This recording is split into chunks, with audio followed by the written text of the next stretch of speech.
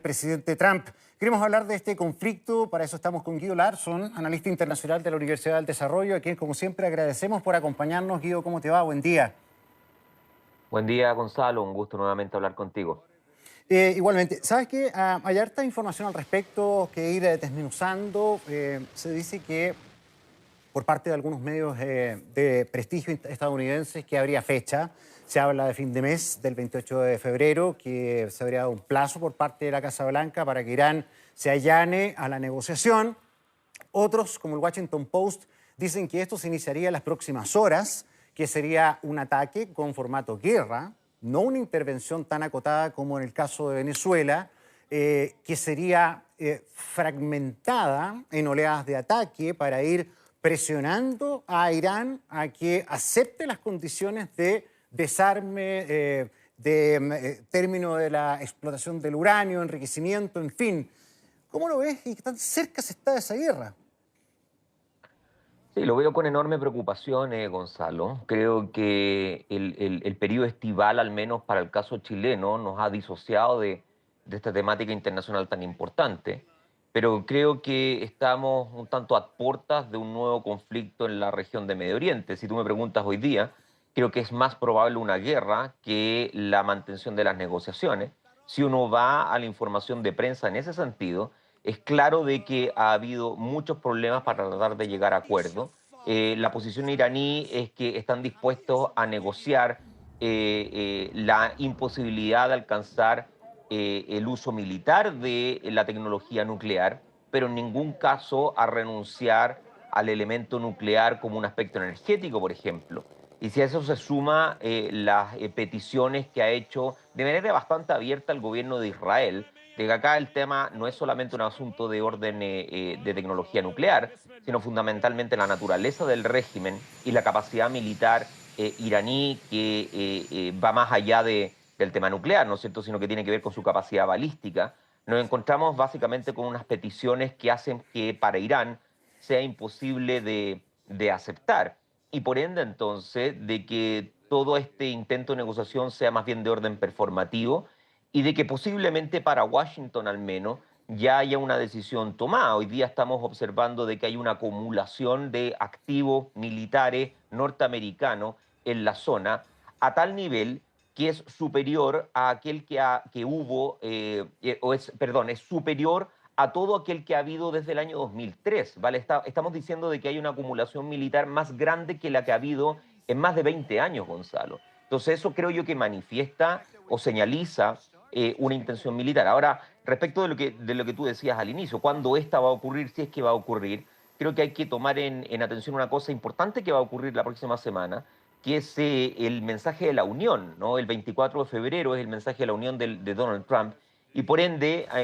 hay una duda de que si es que Donald Trump tomaría la decisión de una guerra antes de un mensaje publicitariamente y comunicacionalmente tan importante como ese. Entonces creo yo que eso es lo que lleva a muchos a suponer de que una vez pasado ese mensaje, que es el 24 de febrero, podría entonces abrirse la posibilidad de un conflicto. Ahora, solamente para terminar, no creo que sea una guerra en términos tradicionales, vale decir, movilización de grandes tropas, presencia en terreno de fuerza militar norteamericana, sino que es posible que sea una guerra parecida a lo que ocurrió en junio del año pasado, que probablemente tú recuerdas, la famosa guerra de los 12 días, donde hubo toda una serie de bombardeos sobre infraestructura crítica iraní y sobre supuestamente los búnkers donde se estaban desarrollando el programa nuclear.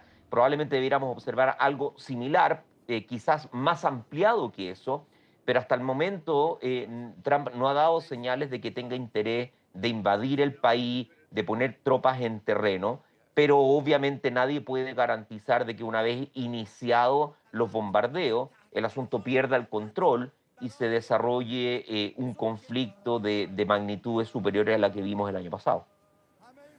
Bueno, partamos de la base, Guido, que eh, pese a lo correctamente expuesto por ti en materia del contexto, lo que viene, el Estado de la Unión, las fechas que también coinciden con la proyección que hizo, si no me equivoco, el Times de este 28 de febrero, como lo que se habría tomado de resolución en esta reunión, ¿verdad?, de las altas autoridades de defensa y el presidente en la Casa Blanca. Uno nunca sabe con Trump. Ahora, hay varios datos que son muy relevantes, como el que señalas tú, de la inmensa movilización bélica que hay ya en Medio Oriente. Tal vez como nunca antes, y tú decías, más de 20 años. Esto es mucho mayor que lo que vimos en Venezuela. Mucho mayor. O sea, hay una flota mucho mayor de recursos. Y hoy día estaba leyendo que Bloomberg, que es un prestigioso medio, ¿no? Dedicado a la información económica y negocios, ha revelado que la operación quirúrgica para sacar a Maduro costó más de 3.000 millones de dólares.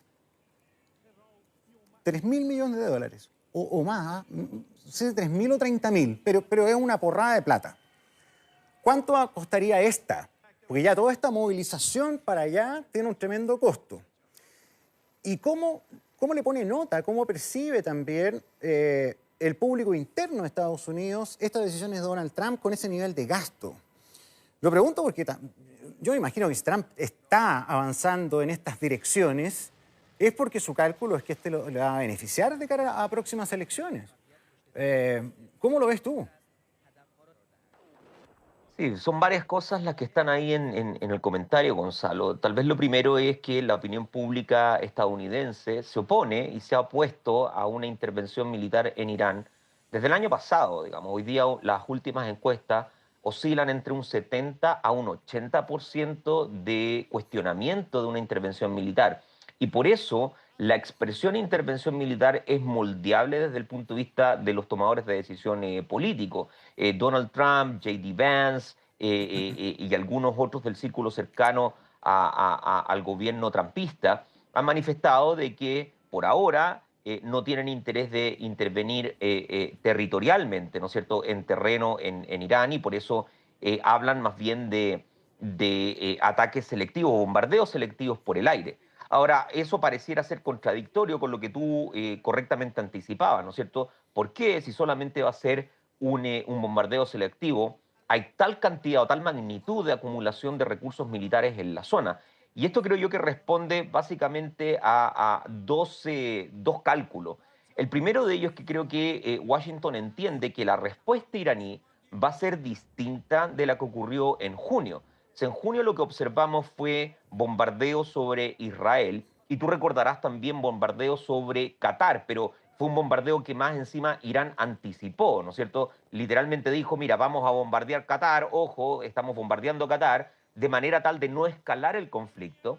Bueno, si uno revisa la prensa de Medio Oriente, se manifiesta la idea de que Irán respondería en otra dimensión, probablemente atacando bases militares que Estados Unidos tiene en Irak, que tiene en Siria, que tiene pues, evidentemente en Qatar, pero también atacando potencialmente los mismos recursos marítimos que Estados Unidos ha desplegado sobre la zona.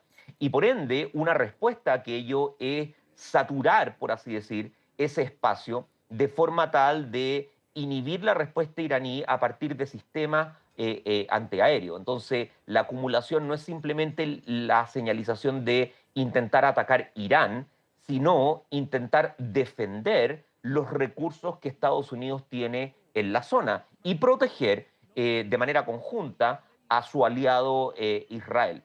Entonces, creo yo que no es simplemente acumulación para el ataque a Irán, sino que acumulación para contar con suficientes recursos de forma tal de defender los activos que Estados Unidos tiene en la zona. Ahora, en segundo lugar, claro, tú lo decías, algún tipo de cálculo político Donald Trump está haciendo. Y una de las cosas que hemos observado desde este segundo mandato de Trump es que sea cual sea el resultado, Donald Trump siempre manifiesta de que ha logrado su objetivo y que ha alcanzado el éxito. Entonces, independientemente de que este sea un bombardeo limitado y que en último término no alcance los objetivos políticos que ni los Estados Unidos ni Israel se han propuesto enfrente, lo que sí tenemos claro es que Trump va a declarar victoria, ¿no? Tal cual como declaró victoria en junio de 2025. Y tú recordarás de que en ese periodo también él dijo de que habían sido total y completamente eliminados todos los elementos de fabricación o de enriquecimiento de uranio.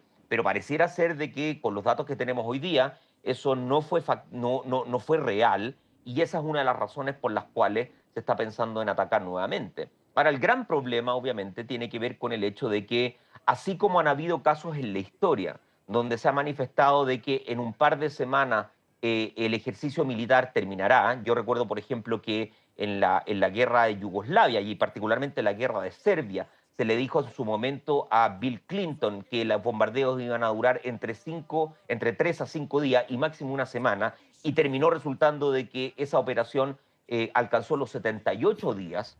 Ahora también están los voceros, ¿no es cierto?, del gobierno de Donald Trump diciendo de que va a ser una operación selectiva, precisa, de gran envergadura y que no va a durar mucho tiempo. Bueno, nadie realmente sabe cuánto va a durar porque obviamente un conflicto es un escenario altamente moldeable, flexible, dinámico y que no solamente depende de tu voluntad, también depende de la manera en que el adversario va a responder. Y creo que estamos en una posición en la cual podemos afirmar que una respuesta de Irán va a ser distinta de la respuesta que ocurrió en junio del año 2025, probablemente con otra magnitud, con otra extensión y con la posibilidad cierta de que hayan bajas estadounidenses, algo que no ha ocurrido y que ciertamente entonces puede llevar el conflicto en una dirección aún más peligrosa.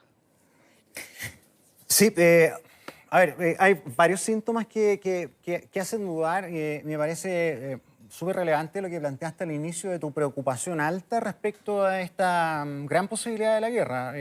Tú, la verdad es que siempre has sido bien reticente en, en las perspectivas de que los conflictos puedan pasar. En Chile no le pones color, digamos. Y en esta oportunidad no dudas en preocuparte. Y hay síntomas, insisto, que hablan ya de movimientos que son indesmentibles. Mira, se ha informado que ya en Israel todos los hospitales empezaron a dar de alta a todos los enfermos que nos están muriendo. De modo de dejar todos los pabellones disponibles ante un ataque de Irán. Porque probablemente Irán no se va a ir derechamente a las instalaciones de Estados Unidos. Lo que va a hacer tradicionalmente es darle al socio, ¿no? A Israel, como lo ha hecho en otras oportunidades. O sea, ahí ya tenemos un movimiento de algo que está pasando. Lo otro, ¿qué hay detrás de todo esto? A veces me da la impresión que esta situación del enriquecimiento de uranio es como lo de la fabricación de armas masivas en su tiempo de Irak, y es la justificación para pegarle en las canillas a un país estratégico en el control geopolítico del mundo, que se disputa Estados Unidos con fundamentalmente China, pero también Rusia, que están interesados en Irán, porque como lo fue en algún momento de la historia, la ruta de la seda y otro tipo de situaciones o conflictos, Irán es el centro logístico fundamental, por ejemplo, para la cadena de la mantención de una guerra, del paso de combustibles, es la conexión o el puente entre Rusia y Asia, Medio Oriente, también la conexión, ¿verdad?, con África de alguna otra manera. Por lo tanto, ahí también hay una disputa de fondo que tal vez explica el por qué Irán, más allá de ese famoso lío del enriquecimiento famoso de uranio, que puede ser, pero me da la impresión de que esto va mucho más allá. Sí, mira, vamos por parte. Sobre lo primero, efectivamente, como te decía al inicio, yo creo que hoy día las probabilidades de guerra son más altas que la probabilidad de no guerra. Ahora, dicho eso, es importante calificar en qué consistiría esta guerra. Y por ahora, al menos mi impresión, es que consistiría en bombardeos aéreos sin la presencia de tropas en terreno.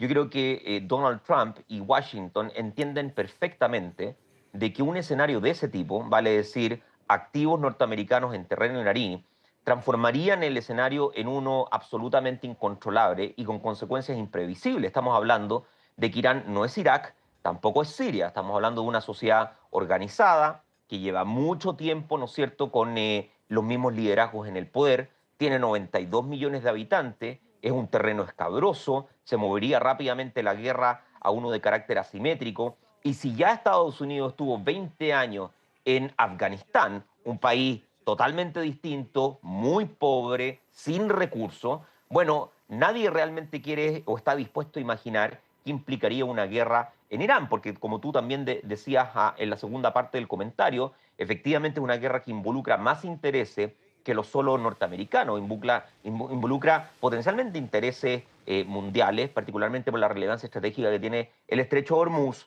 por donde circula tal vez 30% del total de los recursos energéticos que tiene la región y que satisface de manera muy significativa la demanda china por petróleo. Por lo tanto, ni China ni Rusia son indiferentes a lo que está ocurriendo ahí. Ahora, yo mantengo la posición. Yo creo que es difícil imaginar entonces una guerra de esa naturaleza, pero siempre marcando el matiz de que uno puede tener la intención de llevar a cabo una operación militar por el aire, pero la verdad de las cosas es que nadie tiene total y completo control de las circunstancias. Y si es que Irán está dispuesto a rebatir la fuerza norteamericana, no solamente con ataques a Israel, sino que uno también puede imaginar ataques de misiles hipersónicos sobre buques norteamericanos de guerra, sobre los cuales realmente no hay mayor defensa. Eso rápidamente escala el conflicto y hace entonces de que Trump, Washington y los tomadores de decisión tengan incentivos también para escalar llevando la guerra en otra dirección. Ahora, dicho eso, lo que tú decías respecto al enriquecimiento de uranio, yo concuerdo contigo, es una excusa que hemos venido escuchando tal vez hace 30 años. Yo creo que lo que hay acá son básicamente tres cosas. Uno, no hay que descartar obviamente el enriquecimiento. Para Estados Unidos siempre ha sido problemático el hecho de que se sumen actores con potencial militar en términos nucleares y ya ha dado muestras de que quiere inhibir esa trayectoria. Número dos, hay incomodidad particularmente por el lado de Israel, que tiene esta relación muy especial con Washington, de tener un régimen liderado por los ayatolás, que tiene este contorno bien anti-israelí, que ha dado muestras de financiar a organizaciones que atacan eventualmente a Israel, como Hamas o como Hezbollah, y que en alguna medida compiten por el intento hegemónico de control en la región. Por lo tanto, también acá estamos hablando de, al menos desde el lado de Israel, una operación que le encantaría que fuese también la remoción del régimen, ¿no? Algo que yo veo improbable, pero al menos creo que también está ahí.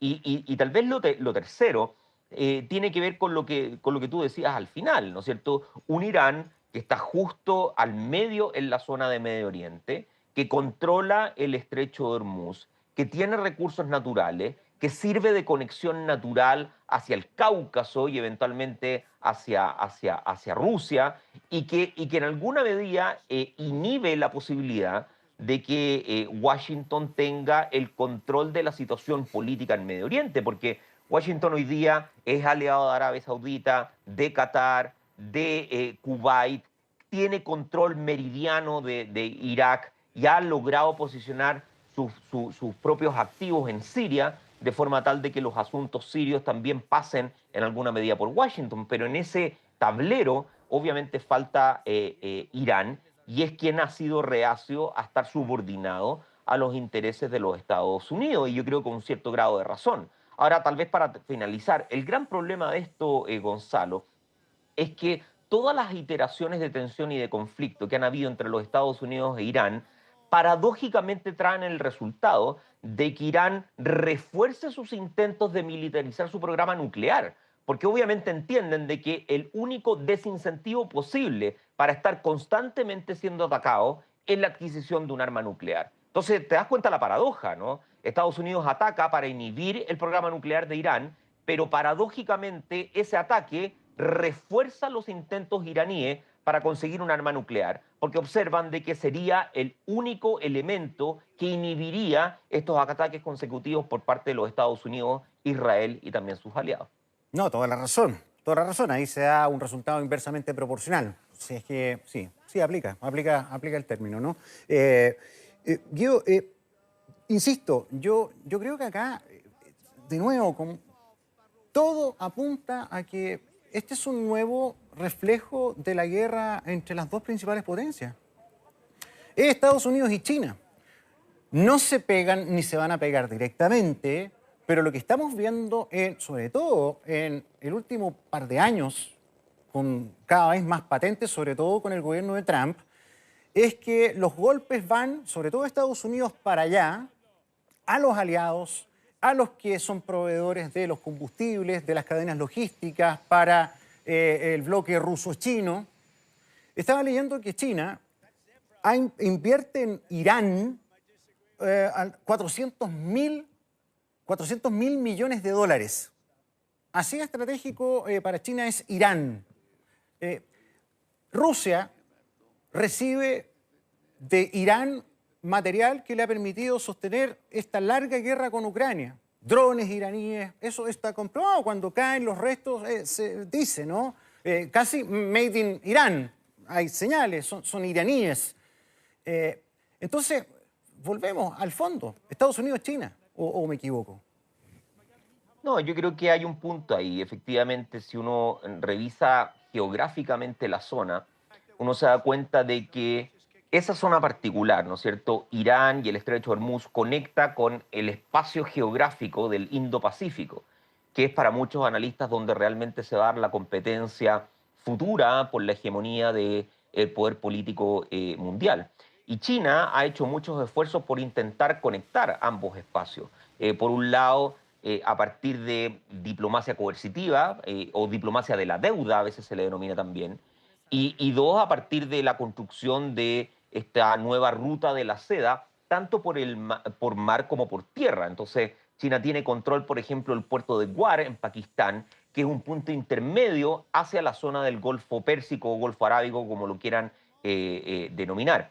Y ojo con lo que tú decías al final, las inversiones chinas son inversiones evidentemente sobre temas de orden energético, pero China también provee de sistemas de defensa militar hacia Irán. Y el escenario actual es un escenario que desde el punto de vista chino puede eventualmente pagar los costos porque va a permitir probar ese tipo de sistemas en un escenario de guerra real sin involucramiento chino. Ahora, obviamente lo que tú dices es cierto, para China es muy problemático de que hayan alzas significativas en el precio del crudo, que eventualmente se interrumpa el tránsito de Medio Oriente con dirección a los mercados asiáticos.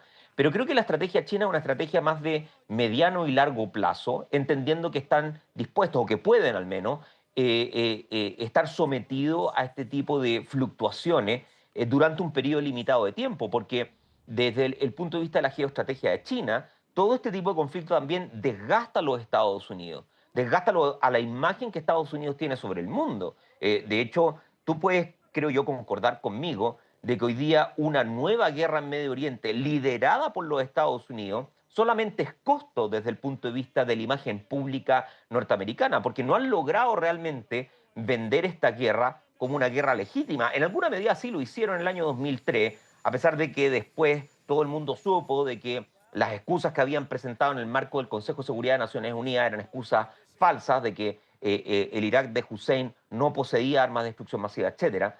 Pero desde el punto de vista chino, esto abre la compuerta para que ellos se concentren en el interior, en su crecimiento económico, en la mantención de hechos de facto en el mar del sur de China, las Islas Spratly, el atolón de Scarborough, y eventualmente allanar finalmente el camino para eventualmente la reincorporación de Taiwán al continente, con un Estados Unidos que mantiene su desgaste en proyectos que yo creo que Washington mira un poquito a medio. Yo creo que uno no puede dejar de mirar más bien los intereses de Netanyahu y los intereses de Israel en toda esta operación. Entonces, es cierto, bajo un esquema geopolítico general, uno obviamente ve acá una competencia sino-estadounidense, particularmente por la relevancia que tienen los flujos, ¿no es cierto?, de commodities a nivel mundial, por la relevancia que tienen algunos adversarios norteamericanos para China, en este caso Irán,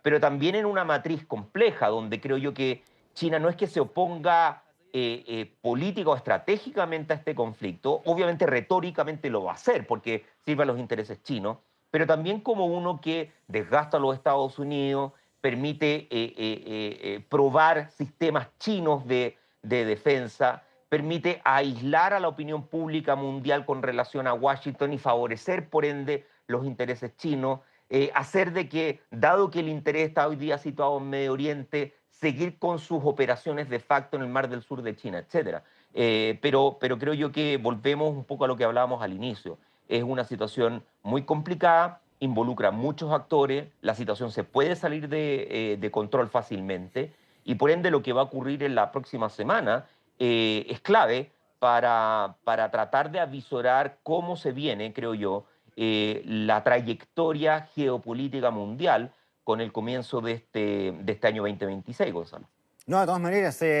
Ahora, a ver, yo también le encuentro plena lógica a lo que tú dices del tipo de intervención que podría hacer Estados Unidos. De hecho, el formato, por ejemplo, de destructores y de barcos que ha enviado, para variar, hacen gala de lo último en tecnología y en capacidades de fuego que hay en el mundo. O sea, solamente un barco, entiendo, de los que ha llegado a las inmediaciones de Medio Oriente, tiene la capacidad de lanzar 200 misiles de alta precisión de manera autónoma. Solo un barco. O sea, él con un barco podría hacer pedazos a Irán desde lejos.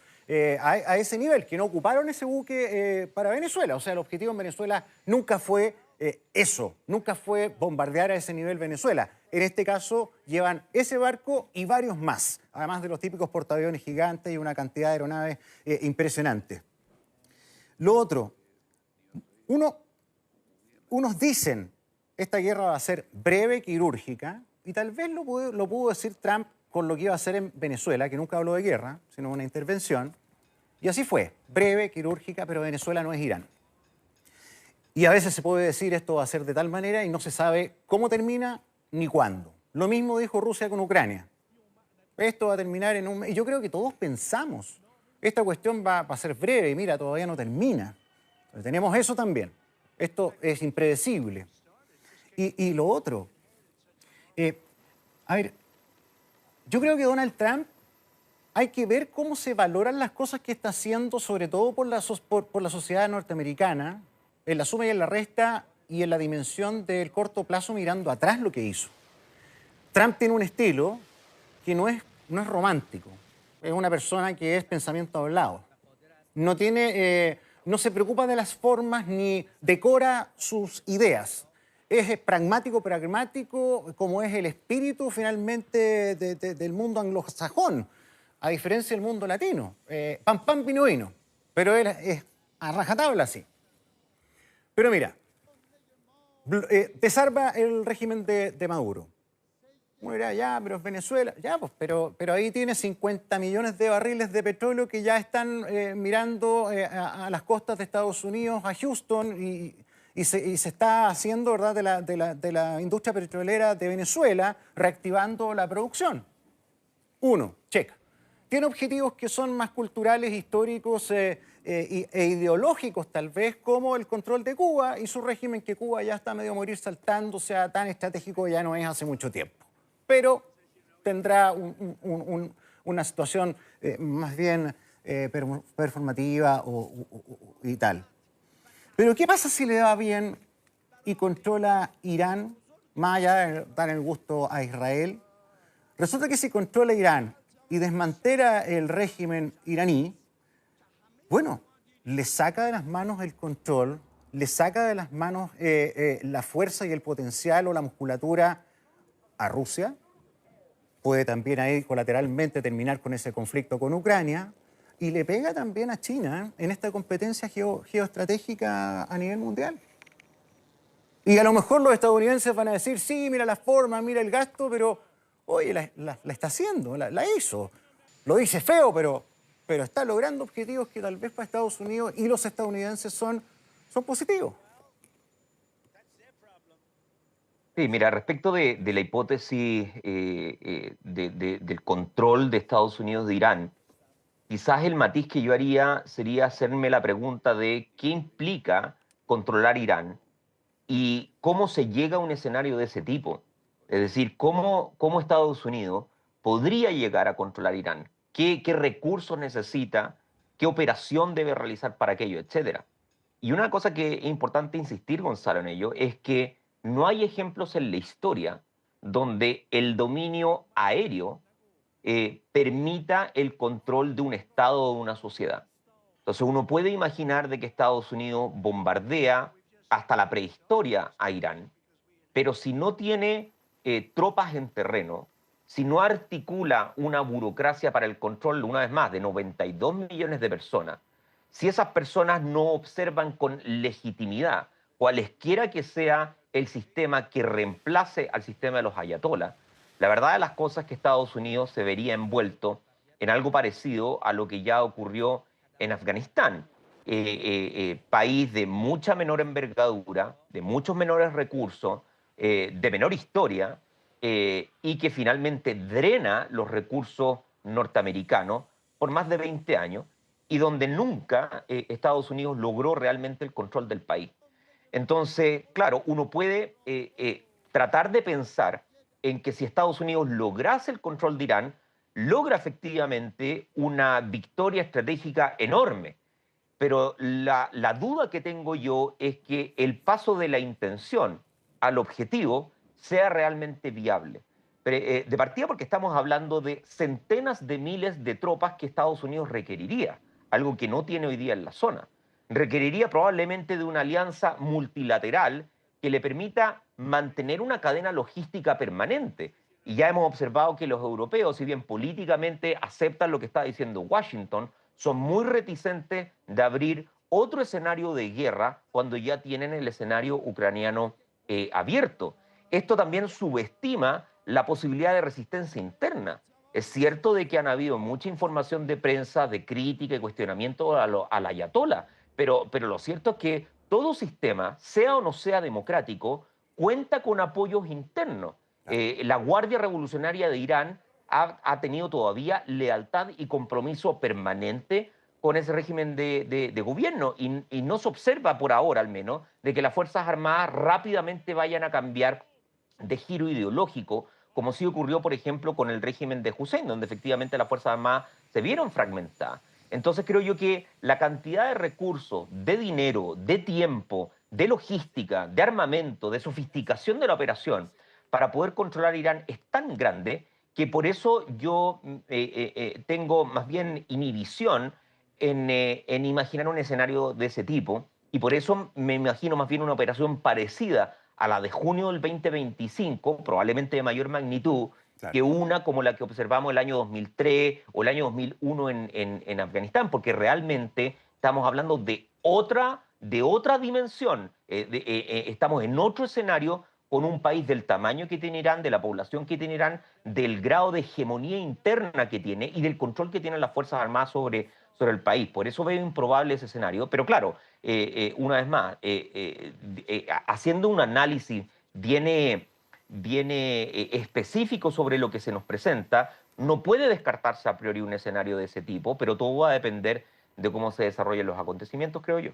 Bueno, hay que estar pendientes, atentos. La verdad es que el ruido respecto a esta potencialidad de conflicto aumenta cada vez más, así que te agradecemos como siempre este contacto con Mega Noticias y por supuesto seguimos ahí con línea directa, espero contigo para el monitoreo paso a paso. Ojalá que no haya una guerra porque nunca es bueno. Gracias, Guido. Gracias, Gonzalo, que tengas un buen día.